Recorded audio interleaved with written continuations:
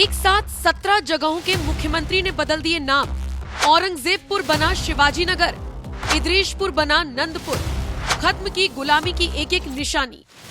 15 अगस्त 1947 को भारत को आजादी मिली, लेकिन क्या वाकई हम आजाद हो पाए? क्या अपने आसपास आज भी हमें गुलामी की निशानी नहीं दिखाई देती? क्या मंदिर तोड़कर बनाई गई मस्जिदें नजर नहीं आती? अपने घर का पता लिखते वक्त जब सड़क का नाम लिखते हैं तो वो किसी मुगल की याद नहीं दिलाती? बिल्कुल दिलाते हैं। इसीलिए साल 2014 में केंद्र में बीजेपी के आने के बाद से कई ऐसी जगहों के नाम बदल दिए गए जो सीधे तौर पर मुगलों के शासन को बयां करते थे, या कह सकते हैं गुलामी की मानसिकता में हमें बांधे हुए थे। कई राज्य सरकारों ने भी इस कदम को आगे बढ़ाया और आपने देखा होगा कि उत्तर प्रदेश में भी अब तक कई शहरों के नाम बदले जा चुके हैं।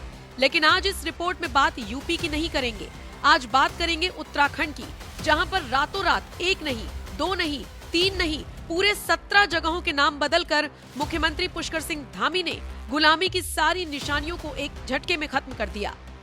जिस औरंगजेब के नाम पर महाराष्ट्र के नागपुर में बवाल हुआ, उसी नाम से जो जगह उत्तराखंड में थी, तुरंत उसका नाम बदलकर शिवाजी नगर, जिसे देखने के बाद लोग कह रहे हैं कि आज की औरंगजेब की औलादों को धामी सरकार ने करारा झटका दे डाला।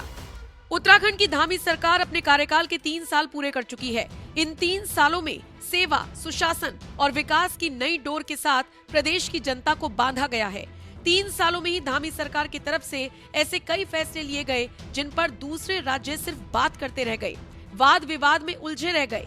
सोचिए, जिस यूसीसी पर इतना बवाल काटा गया था, उसे उत्तराखंड में लागू भी कर दिया गया और बवाल छोड़िए, कंकड़ तक नहीं उठा। ऐसे ही फिर चाहे दंगा निरोधक कानून हो, नकल विरोधी कानून हो, भू कानून हो, ये भी ऐतिहासिक कदम रहे।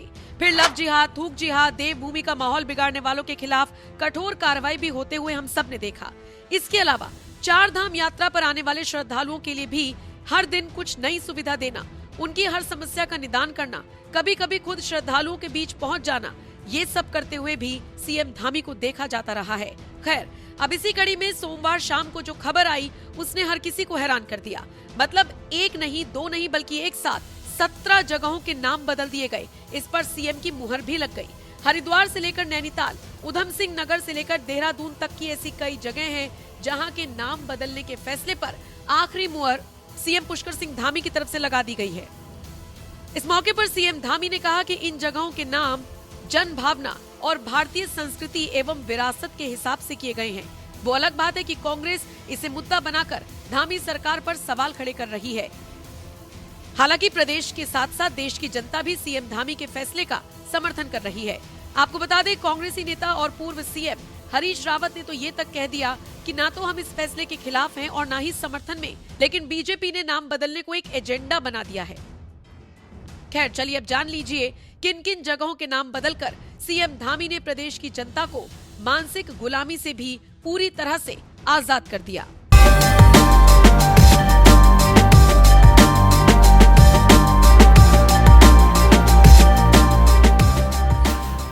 हरिद्वार जिले में इन जगहों के नाम बदले।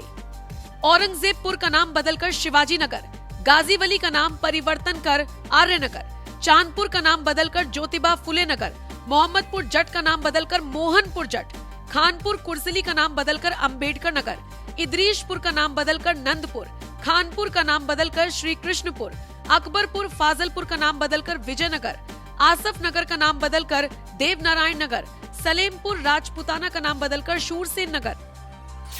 देहरादून जिले में इन जगहों के नाम बदले।